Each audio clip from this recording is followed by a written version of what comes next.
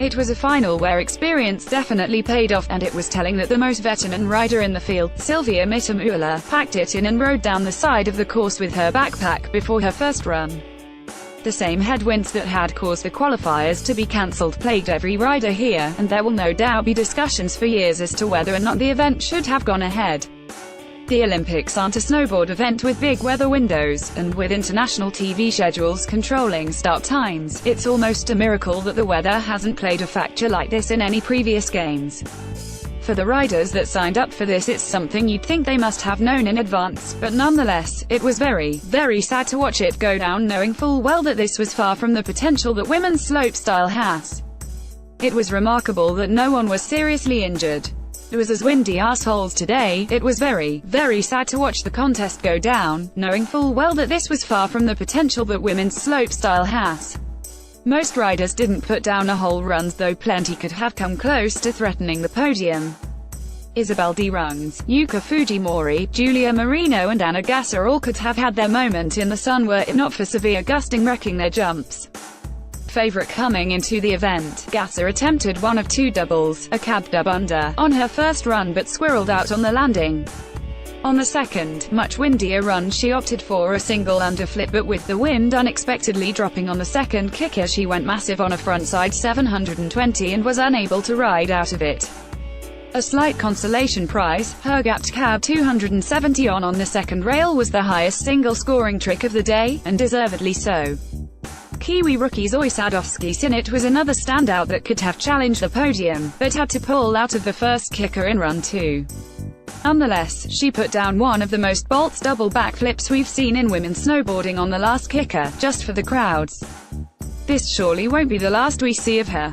Whilst there were a fair few faces of thunder, Spencer O'Brien looked particularly unhappy about the state of affairs, and we're sure we'll hear more from her soon. A handful of riders made the best of it and went it blazing. Hayley Langland was notable in that many had predicted that her slight frame would make it hard to keep speed, though she proved us wrong and stomped a sick-hooked front 3 with a frontside to mute grab into a backside 540 and cab 540. These were good jumps for the conditions, and if she'd attempted some more tech tricks on the rails, she probably would have tickled the podium, instead opting for some flowy but basic combos up top. Hayley Langland's corked out front 360 to mute, a definite highlight for us. She was only one of 5 women to best their scores with clean second runs. Sola Fedorova was impressive but could only make 8th overall, a straight backflip and some early offs on the rails costing her, and Elena Kern sneaked into the top 10, playing it very safe to get a clean score on the board.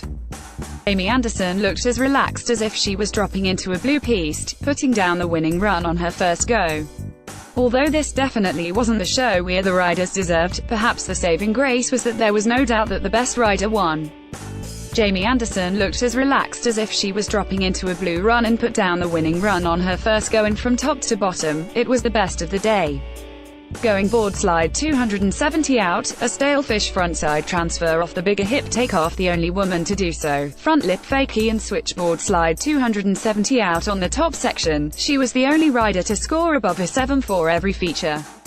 She opened the jumps with a cheeky switch backside 180 into her trademark backside 540 before attempting a cab double underflip on jump 2. Something was wrong with either the takeoff or the wind, but she miraculously opened it up and turned it into a single flip, landing it confidently enough to boost a massive frontside 720 into the finish area. It wasn't much of an improvement on her Sochi runs, but given the conditions it was nothing short of miraculous, and absolutely deserved a second gold medal. Jamie Anderson wrestling a back 540 through the wind after an absolute shit show of a second round, with a lot of questions already being asked about the wisdom of continuing to contest in 240 km/h winds blowing all over the place. 21-year-old Laurie Bluan managed to wrestle together a frontside board slide through the double kink, backside 720, frontside 540 and cab underflip, and with a big black eye from practice showing at the finish, couldn't have looked more Canadian if she'd tried. The only fresh face on the podium, she looks like she'll have the beans to keep going for a couple more cycles. Laurie Bluan beat Black and Blue but victorious Eni Rukajavi used every ounce of her experience to make her second run count after skidding out on the final jump in her first, sticking a tight front 360 stalefish after a cab 540 and backside 720. After getting silver in Sochi, a bronze from this wind-swept slope will make a valiant addition to her trophy cabinet. A snowboarder snowboarded to the last. She didn't celebrate her spot until the very end, instead choosing to console O'Brien, Gasser and Marino as they dejectedly finished their runs. Dropping last and with victory already in the bag, Jamie Anderson was all smiles as she waited for the wind to die down for her last lap, her coach telling her to do a run that will make you proud. She gave it a fair go, but even her superpowers couldn't contend with the gnarly winds on the first jump.